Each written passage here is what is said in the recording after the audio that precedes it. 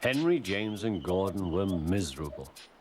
They had been shut up for several days for being naughty and longed to be let out again.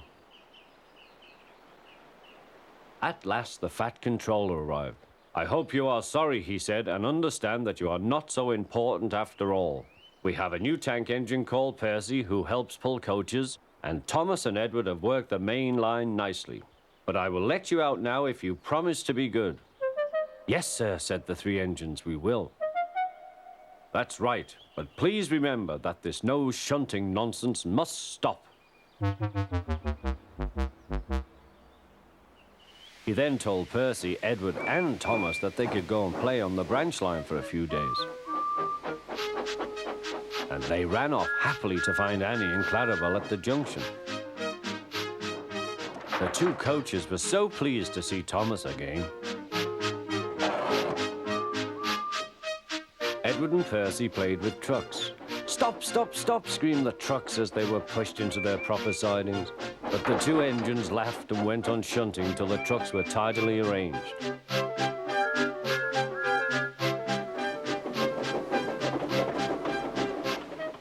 Next, Edward took some empty trucks to the quarry. Percy was left alone. He didn't mind that a bit. He liked watching trains and being cheeky to the other engines. "Hurry, hurry, hurry," he would call, and they got very cross.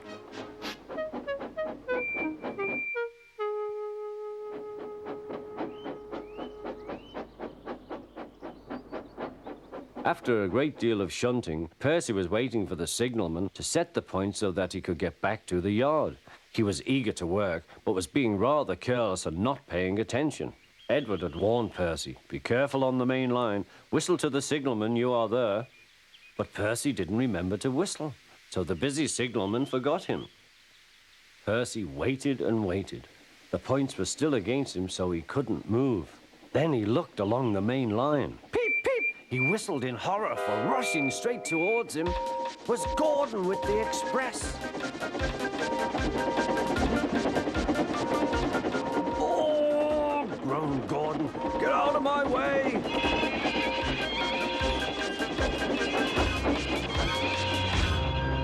Percy opened his eyes. Gordon had stopped with Percy's buffers a few inches from his own.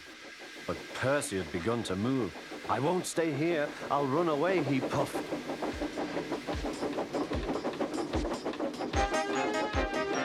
He went straight through Edward's station and was so frightened that he ran right up Gordon's hill without stopping.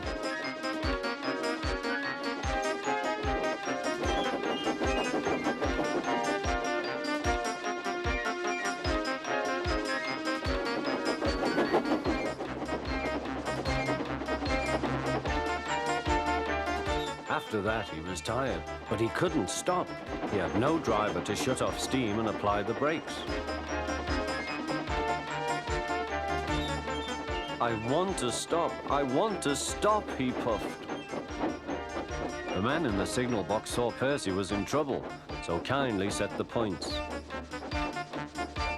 Percy puffed wearily onto a nice empty siding, ending in a big bank of earth. He was too tired now to care where he went. "I want to stop. I want to stop. I have stopped," he puffed thankfully. "Never mind, Percy," said the workman as they dug him out. "You shall have a drink and some coal, and then you'll feel better." Presently, Gordon arrived. "Well done, Percy. You started so quickly that you stopped a nasty accident." "I'm sorry I was cheeky," said Percy. "You were clever to stop." Then Gordon helped pull Percy out from the bank.